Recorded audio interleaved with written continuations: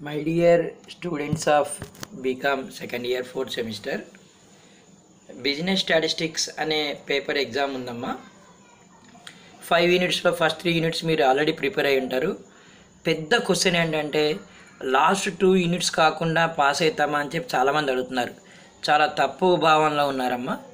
కంపల్సరీగా మీరు last 2 units కూడా చేయాల్సిందే. ప్రాబబిలిటీ, ఇంట్రడక్షన్ టు ప్రాబబిలిటీ లేదా థియరీస్ ఆఫ్ ప్రాబబిలిటీ అని చెప్పి ఉందమ్మా. యూనిట్ నెంబర్ 4 అనమాట. దాంట్లో అడిషనల్ థియరీ తర్వాత మల్టిప్లికేషన్ థియరీస్ నేర్చుకోండి.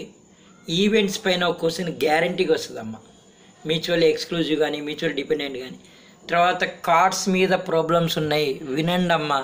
వీడియో షేర్ చేయండి, అవి కనీసం చేయించండి అమ్మా. అలాగే బాల్స్ మీద కానీ ప్రాబబిలిటీలో ఏ ప్రాబ్లం వచ్చినా మీరు చేయగలగాలి.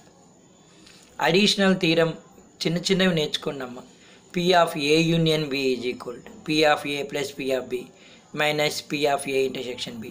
ఇలా చిన్న చిన్నవి నేర్చుకోండి అమ్మా. అడిషనల్ థీరం, మల్టిప్లికేషన్ థీరం మీద ఎక్కువ వస్తుంది. అలాగే బేస్ థీరం మీద కూడా రావడానికి ఛాయిస్ ఉందమ్మా. మిషన్ 1, మిషన్ 2 అని లెక్కలు ఒకవేళ మీరు అందరు చాలామంది హ్యాండ్ బుక్కే క్యారీ చేస్తారు కదా, దాంట్లో నోట్స్లో కూడా లెక్కలు ఉండి ఉంటాయి కదమ్మా.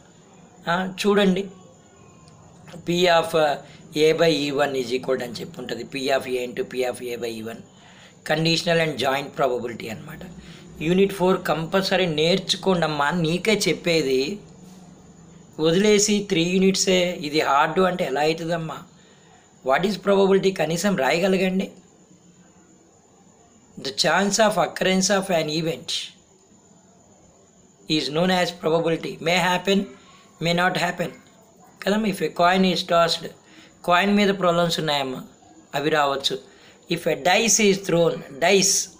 నా ప్రీవియస్ వీడియోలో ప్రాబబిలిటీ మీద ఎన్ని లెక్కలు పెట్టానో చూడండి అమ్మా. మీరు business statistics by Venkat sir Babu Danam అని కొట్టండి అమ్మా, యూజ్ చేసుకోండి అమ్మా. తర్వాత యూనిట్ నెంబర్ 5లో ఏం చదవాలని అడుగుతున్నారు. Yes, the properties of normal distribution. What is Poisson distribution అని చెప్పి అడిగారమ్మా question. What do you mean by theoretical distribution? Means theoretical distribution is discrete and continuous frequency distributions in probability. Yes, normal distribution and normal curve. Normal distribution is a bell shaped curve అమ్మా. ఎగ్జామ్లో కనీసం bell shape బొమ్మ మీ సార్లు నోట్స్లో చెప్పుంటారు కదమ్మా. Normal distribution అని కొడితే ఇప్పుడు గూగుల్లో రాదా మీకు? నేర్చుకోండి. The properties. ఎస్. తర్వాత ఇంకోటి నేను చెప్తున్నాను, పాయిజన్ డిస్ట్రిబ్యూషన్లో లేదా బైనామియల్ డిస్ట్రిబ్యూషన్లో మీరు చూసినట్లయితే mean is equal to N into P, NP ఏదో ఉంటుంది చూడండి, అదొకటి చూడండి, దాని మీద వస్తుంది అనమాట. Variance is equal to NPQ, standard deviation is equal to under root ఎన్పిక్యూ.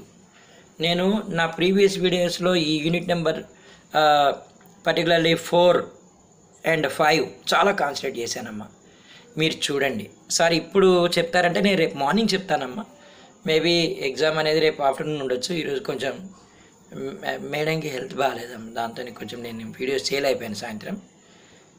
ఇప్పుడు పర్లేదు, కొంచెం రికవర్ అయింతాను. బట్ ఏంటంటే మైండ్ అంతా అటే ఉంటుంది కదమ్మా, దాంతో నేను సారీ, క్షమించండి. మీ భవిష్యత్తుకి ఏది ఎక్కువ కాదు నాకు, కానీ బట్ తప్పదమ్మా. ఓకే నాన్న, చూసుకోండి నాన్న. ఫీవర్ లాగా వచ్చిందమ్మా, కొంచెం డల్ అయిపోయింది మేడం. మైండ్ కాన్సన్ట్రేషన్ మొత్తం అటైపోయింది అనమాట మేడం. మళ్ళీ రికవర్ అయ్యే టైంకి నేను కొంచెం మళ్ళీ వచ్చి నుంచి వీడియో చేయగలుగుతున్నాను.